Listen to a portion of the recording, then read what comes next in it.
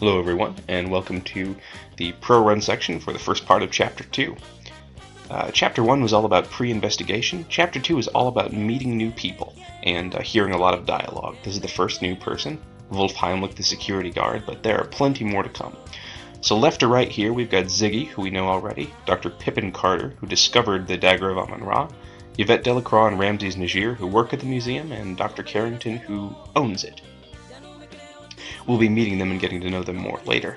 Here we've got Detective Ryan O'Reilly, Olympia Miklos, who is a curator, and Dr. Smith, who is an Egyptian activist upset with the theft of the Dagger of Amon-Ra. Over here, if I can ever get to the right side of this screen, is the Countess Lavinia Waldorf Carleton, who is sort of a socialite, and with Dr. Carrington. We heard a little bit about her last time. Now there's a few things to do in order to get the best score in this chapter. We'll need to pick up a water glass from this table, and the reason will be revealed later. And the harder one to do is to go over to the right side and enter into the gift shop. You can see, if you successfully picked up the magnifying glass last chapter, that most of these daggers say made in Pittsburgh and are replicas of the Dagger of Amon-Ra. Now, Ms. Bundefund and Skippy Granola were quite against my expectations, able to find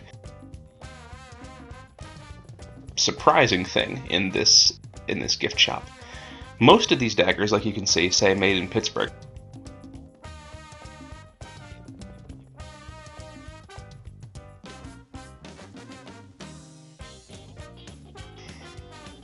The one all the way to the left, however, does not. It is a completely unmarked blade. Now, it's a little too early to say that this is in fact the dagger, but we can at least see that it's possible that the Dagger of Amon-Ra is being kept here in the gift shop, which seems really curious. Now, as soon as we find it, or if we look at too many, Wolf Heimlich comes in and kicks us out, mentions that his assistant will be disciplined harshly. I don't think he has an assistant. I think that this is just him trying to cover up his own incompetence, but whatever. So that is him. Now, the rest of this chapter is walking behind people and overhearing their conversations.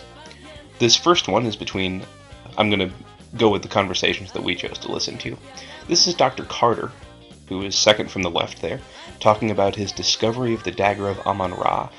You can get a sense just from this first conversation that he's incredibly conceited, self-aggrandizing, and has an extremely high opinion of his abilities.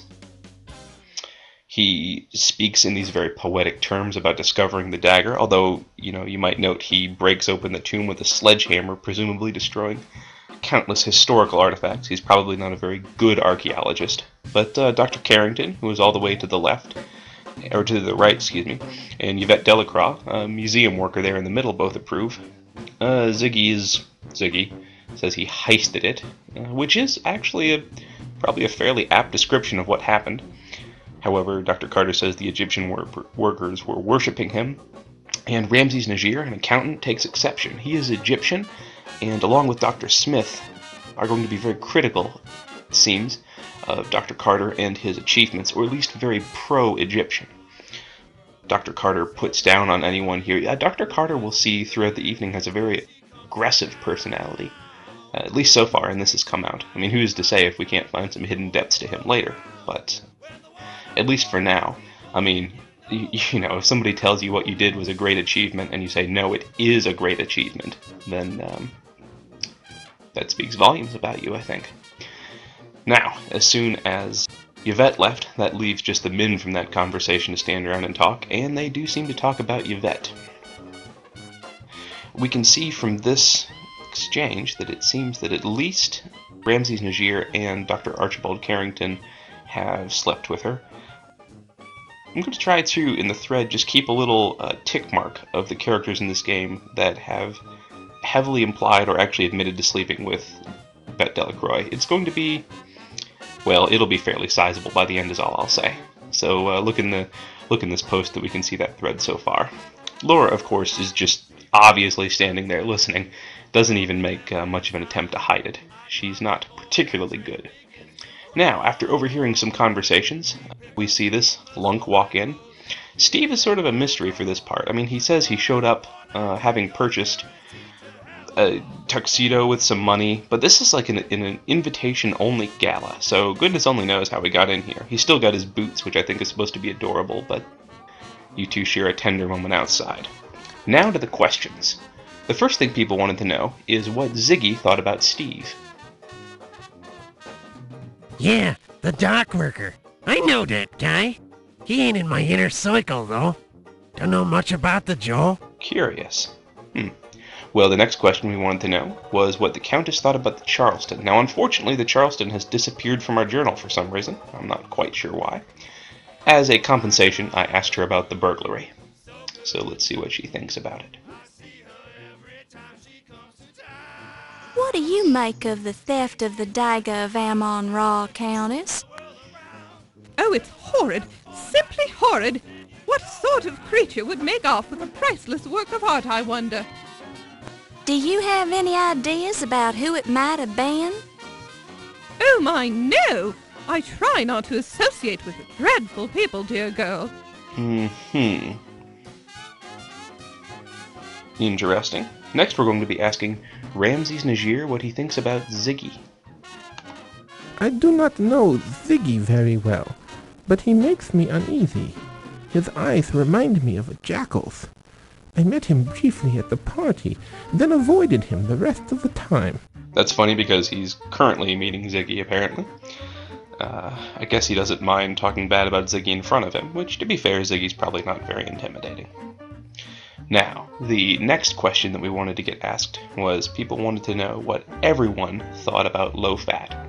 Some people have an opinion about him, some people don't. And if people don't have an opinion, I generally then ask them about low-fat's laundry to see if I can squeeze anything out. I do not understand the term low-fat. Perhaps it is because I learned English in Egypt.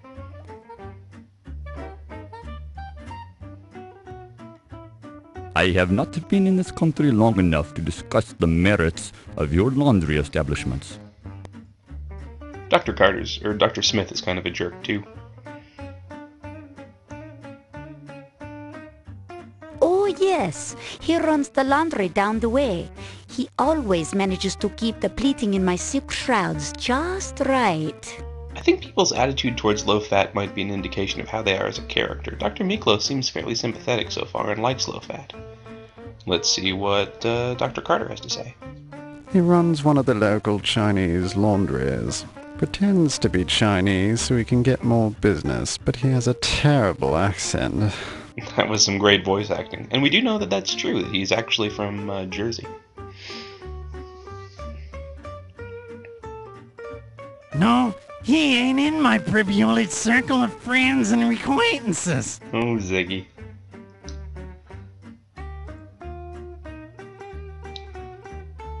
Laundry. Oh, you mean like washing her clothes? No, I does that myself. Sure you do.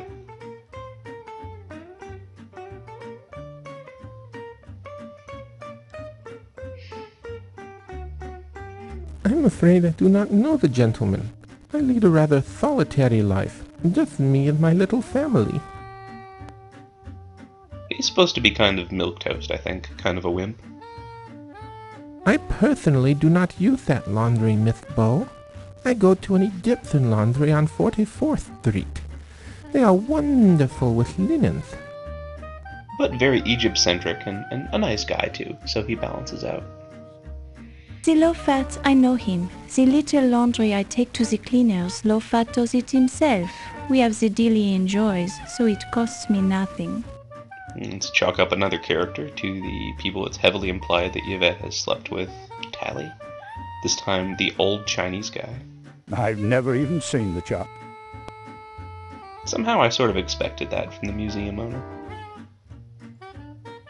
Good heavens, Miss Bow, my houseman does my laundry. I never go to public establishments when I can possibly avoid it. That's what I was thinking. Way to go, Dr. Carrington. I'm sure I've never met him, Miss Bow. I kind of thought she'd be the same as Carrington as well. Oh, heavens, my dear. My laundry is done by my maids.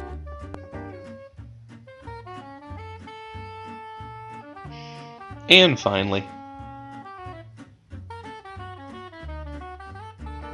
That man is a few cards short of a full deck, but he always presses me pants just like me sainted mother used to do.